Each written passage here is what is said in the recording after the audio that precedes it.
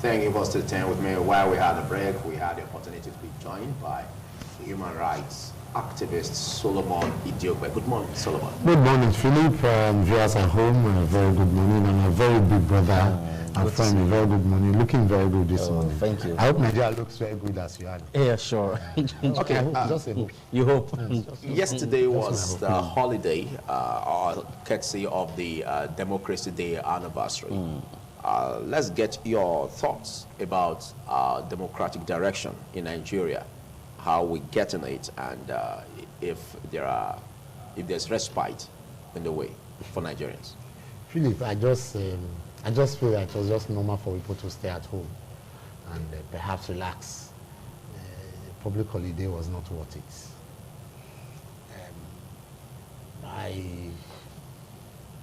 My heart bleeds when I look back at what happened in our war a few days ago,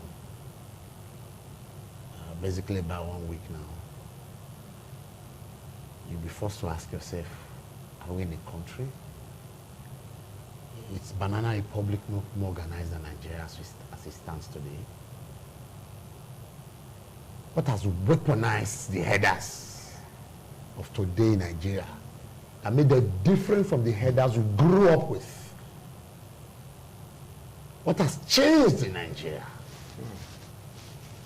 What has created this bitterness, agony, and Black Sundays, Black Fridays, and Black Days in Nigeria?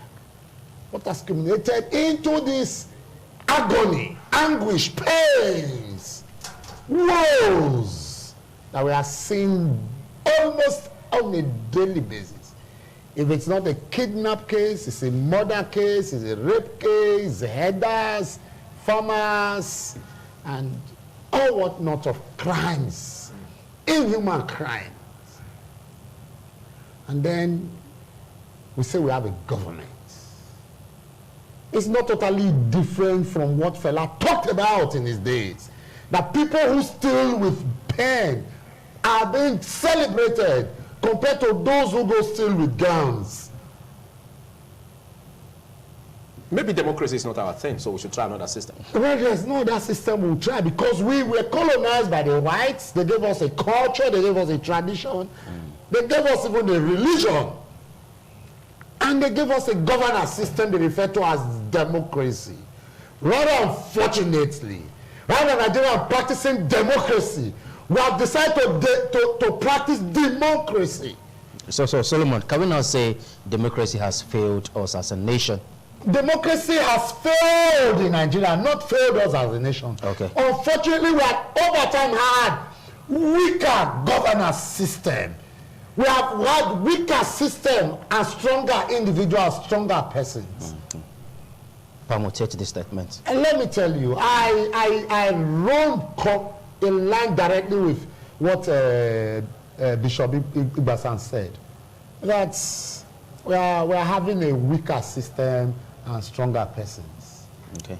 Like I said, when we understand about democracy, that democracy is a government of the people, for the people, By the people. by the people. So, government of the people, for the people, by the people, like he tried to explain, is a tripod. It's a people government. And the one at the top is governance. So if you go look at the definition in a dictionary of democracy, it defines democracy as a government organized by the people, that the people are the supreme lord, and that they have the say, that everything rests on the shoulder of the people, except when there's a delegation and by the people. But actually it is. Is it not during elections that the people decide? He will select. You know, he passively mentioned the issue of delegates that are referred to as delegates in politics. Those who collect the chunks of dollars and decide to select the rascals, the mentally bankrupt, morally bankrupt political individuals to come and rule us and rule us. That's actually a personal opinion. Okay, that's a personal opinion. It's my perception, it's my opinion, and I own it, and I have a right to it. But like I said, Philip, painfully. Nigeria rather practicing democracy. We are practicing democracy. Okay. But we are being demonized and demonizing our people. Don't you think you are also contributive to the problems we have? You are a human rights activist. You know, we have situations where for democracy to work, we can't but look at the role played by the civil society activists, human rights activists. Their tactics in making sure that the government of the day is put under check.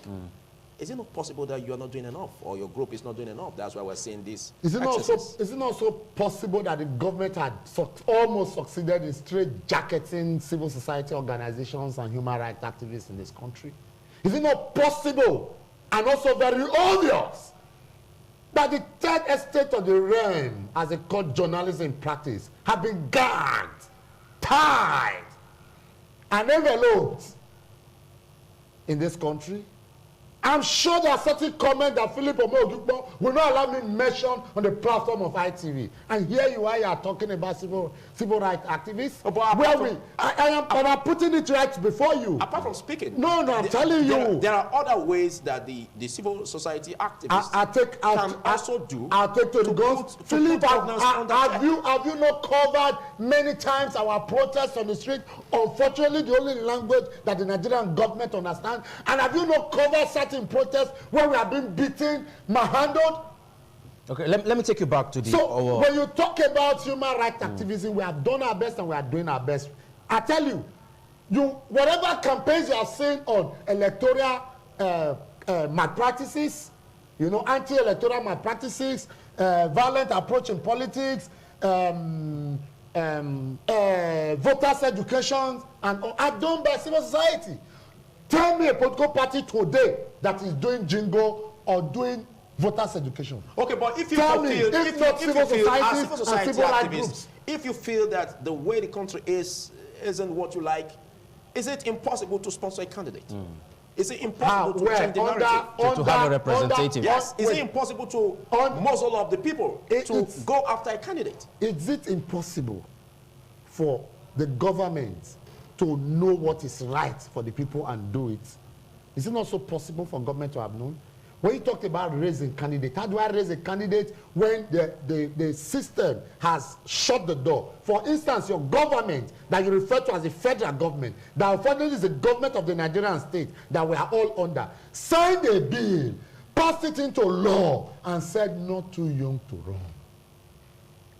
Only a few years later, that same government put her interest form at 100 million. How many youth can afford 5 million? No job, education system bankrupt. In fact, morality in Nigeria has become too bankrupt. If you set limitations before yourself, you won't be able to go far. I believe that as a civil society activist, no matter the amount, you can raise sponsorship for such a candidate in order to change the narrative. Sponsor under where? PDP or APC? Because obviously Nigeria is a two-party system. Look at the third political party now who even brought a third option as it were. The two ruling political parties, whether they call themselves position and opposition party, have gone to create problems there, all in a bid to ensure that the candidate does not say true. Okay. Because they maneuver and manipulate the system. Unfortunately, people like you, Philip, are the problems. Because many of you do not have voters card. Many of you do not speak and stand up when you ought to stand. The likes of Solomon Idogbo is standing now. I've been criticized by the likes of Philip. Okay, now let's look at what happened in Owo recently. Now we saw some video on internet, and some clergymen were encouraging their members to protect themselves. Is it out of place?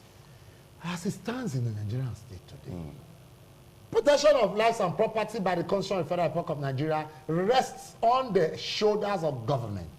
Unfortunately, the Nigerian government has failed us.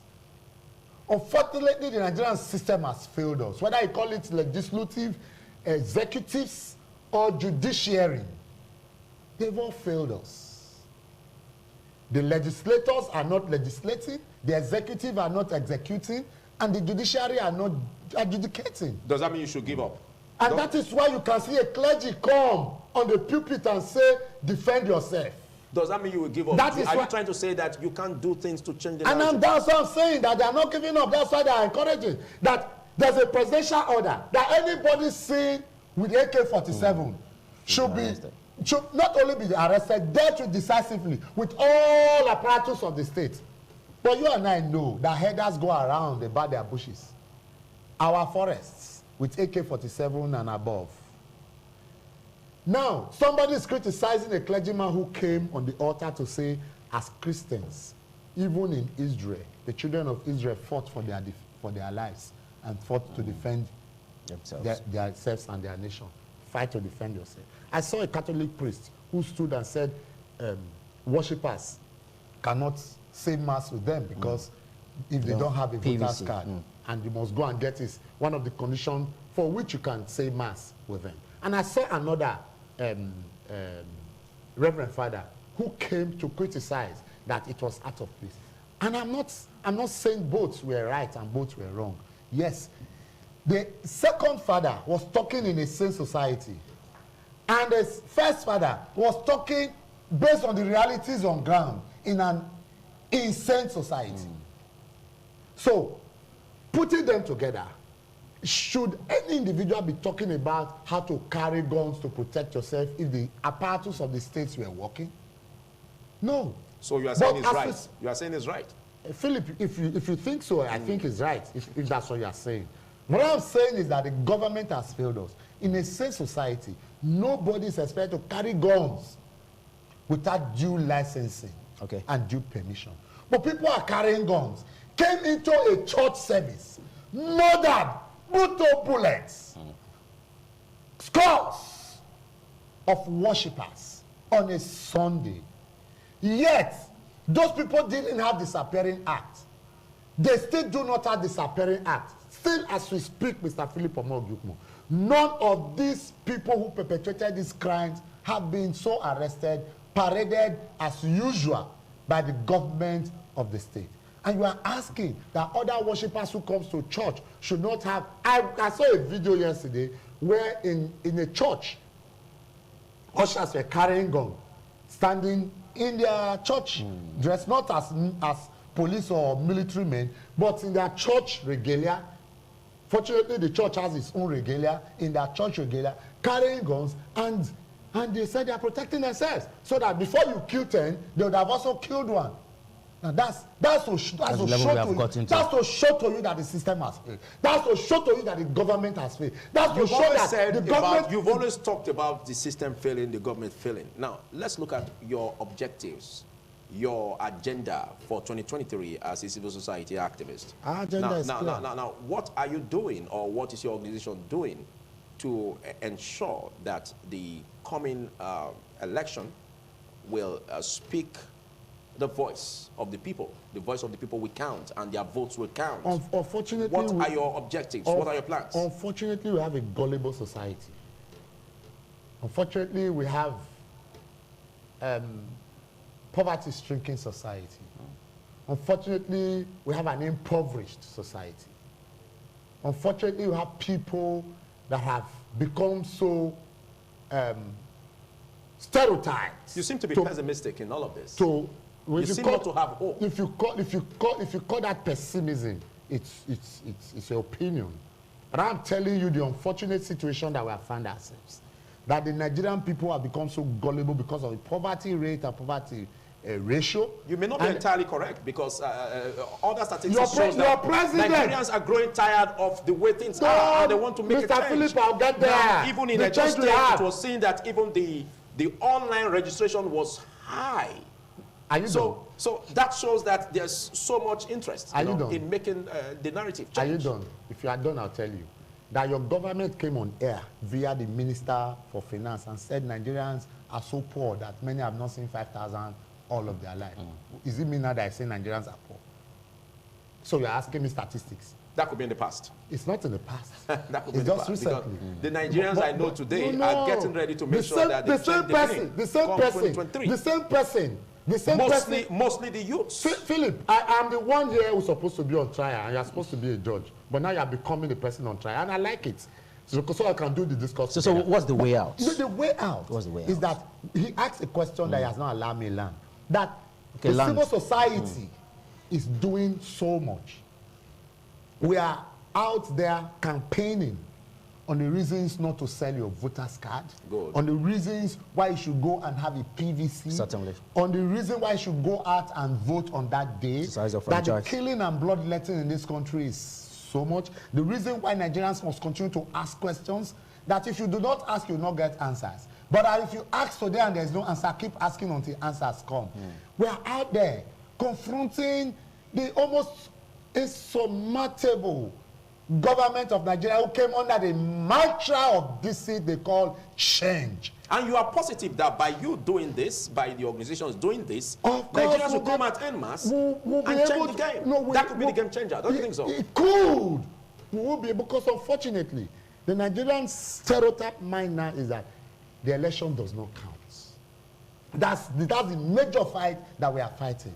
And that's what the politicians want, that the Nigerians to believe that your election does not count. And Well, the presidency has said... so that at the end, they will use your vote to maneuver and rig. But what we are saying is that your election do not count. The aspirants will not come and give you as much as 5,000, 2,000 naira to buy your vote. Okay. So if they are buying your vote, it means your vote counts. That's why you must come out and vote. And forget whatever the Nigerian government is telling you. I think Nigerians are thinking in this way now, because if you are to talk about voting in elections, if they are thinking in this way, wait, let me learn. I choose to be a discussant in this discussion with you. Okay. Now let me learn. If you talk about elections, yes, there is a headroom. Like if 800 voters or registered voters are expected to come out and vote, and this out of the 800 came out and voted, there will be no space for rigging of the difference. I agree with you totally. Now, if Nigerians, if you go about this drive, you encourage voters, you encourage people like online registration, like the physical registration, you encourage people to go out and vote, and you also encourage them to come out irrespective of the violence or perpetrated by those in power or whatever politicians, and they come out in full force, there won't be any headroom for rigging. I agree with you totally. So if you use that as a tactic, you could get it right. And you are saying the same thing, that could. That is the Nigerian thing. Could. It's not an exact. It's a presumption. It's an assumption. You think it's not possible? I am not saying, I'm not looking at the impossibilities now. I'm looking at the possibility. But I'm also telling you the difficulties in getting there. That only if we can, as a people, collectively decide that there is a need for us to make a positive change, not just change. That the election concerns us. That the election not is about this nonchalant attitude. that the election is about us. It's about the next generation. Yes. That the election is not about the next election, but about the next generation. What generation do you want to leave? Yeah. Do you want your children's children to live in penury and abject poverty? If you don't want that, the only way you can make that change possible is not to listen to the change of the Nigerian government. That's exactly how we want it to Solomon. Is to change the change of the Nigerian government. That brings us back now to the question I asked. What is the way out? The way out is for Nigerians who are at votable age, if you like, if there's anything like that, or at the age that they can cast their vote, 18 years and above, to go out there now before the door is shut against you. Go and register. Get a PVC. On the day of election, go and vote them out. Do you and see? Vote in a government. Okay. Look, for me, as an activist, I'll say it, that there's no way in the two dead criminal political parties that we have, the APCs and the PDPs, have fooled us, deceived us, and put us in the poverty that we have. Do you see any setback in the cost of physical registration for prospective voters? Yes. How do we take that clog in the progress off? I think that INEC is not also doing much. They should extend this voters registration beyond the deadline they have given. Okay. Because the apparatus too are not working effectively well. And their manpower too is not enough to man the crowds that are coming. And you know the Nigerian syndrome, they come at the 11th hour. However, it is high time the Nigerian people stood their ground and make a positive change out of the chains that we are in today. That the only way we can get out of these killings, this bloodletting, is for us to change the change. And the change, changing the change, I, Solomon Ijogbe, do not believe that there is any way in the two major political parties As much as I may not be able to sit here and tell you categorically that Peter, John, or Christopher may be the best of candidates, but I think there's a need for us to look away from the initial ways down, because you continue to do one thing the same way. Without mentioning names, among the political parties, are you seeing a brilliant candidate? Yes, yes, I'm seeing a brilliant candidate. Okay. Because the only way we can make things work is that we must think about the labors of our heroes past. Okay. And for us not to allow the labors of our heroes past be in vain. What's your perception about the Muslim ticket? It's a wrong thing, because I grew up to meet in this society that when a Christian leaves, you give a Muslim, and when a Muslim leaves, you give a Christian. And when you have a Christian candidate as a president, you must and should have a deputy as or vice as a Christian, or that's Muslim Christian or Christian Muslim. But for you to have a Christian Christian or a Muslim Muslim, it's totally wrong. So for me, I think it's time to look for a more energetic candidate, a younger candidate, more productive candidate, more focused, visionary leadership of a candidate, not the ones that have been there. We are seeing that many of them actually, because they led us well before now, I'm sure we'll not be here. Do you think our clergy are part of these issues? Because yes, clergy are part. When you go to the church, you see the pastors telling their members, vote for a Christian. Away from the church, you go to the mosques, you see the imams clamoring for a Muslim. So do you think our clergymen are part of this problem? Unfortunately, the traditional system are a problem. They have a role to play. Unfortunately, many of them will collect money from political parties and political individuals and begin to campaign without looking at, let me tell you too, painfully, most of these herders, farmers crash that we see, where herders are ravaging farmlands and sacking communities, are a problem and a product of the Eniges, especially in this car. I'll use my local client as an example. Are the product of Enige. No herder can enter into any community without at least a conspiracy from either one or two of the elders or with the Enoge or the Eniges, as it were. Now, that is also how it is. Okay. That for you to have a better governance system, the clergy, whether you call it Muslim leadership or Christian leadership, traditional rulers, which is the traditionals too, have a very serious role to play. Okay. And then before you now begin to talk about family units, of course the family system and family units in Nigeria has already failed. You spoke about having a brilliant candidate among them, still without mentioning names. Yes. There's this impression raised by some and argued brilliantly also that these persons or candidates who you see as brilliant, though, are not in the political parties that have national spread. Now, what do you think can be calculatedly done, in a way to give such brilliant candidates a platform? And that's why we are saying Nigerians should look away from the usual way. And the usual way we have used have failed us and continually failed us. That is why we must look for a third force. Third force not as produced by political leaders too. Because any political leader who produces a third force has a political agenda. Okay. And the agenda is only to benefit them and their cronies.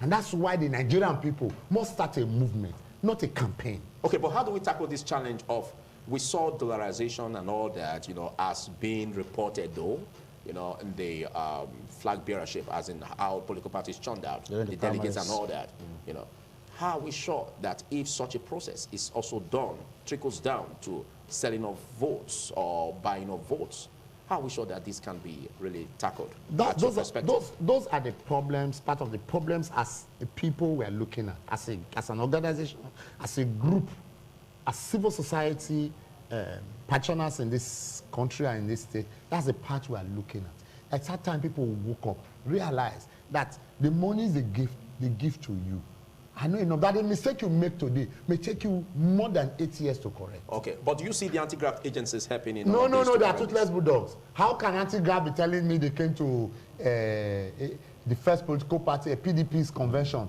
yet dollars exchanged and they didn't see? With dollar exchange hands on the floor of the campaign ground? Won't dollars have exchanged hands in their hotel rooms and whatever? And then they came to the other one. They're also telling us they didn't see anything. We know what is playing. They are like, if you read Animal Farms, you remember the dogs that they used there, and that's what the ICPC and the EFCC are like in Nigeria. So let's not talk about that. We see a huge turnout. The way people go out now to get their PVC is really encouraging. What do you think is the brain behind this? Yes, that's why I said, when Philip was challenging the civil society, and I said that is, by the grace of God, the work of the civil society. And I challenged him, and I can challenge him again. Again and again, to show me a jingle as produced by any of the major political parties or minor political parties.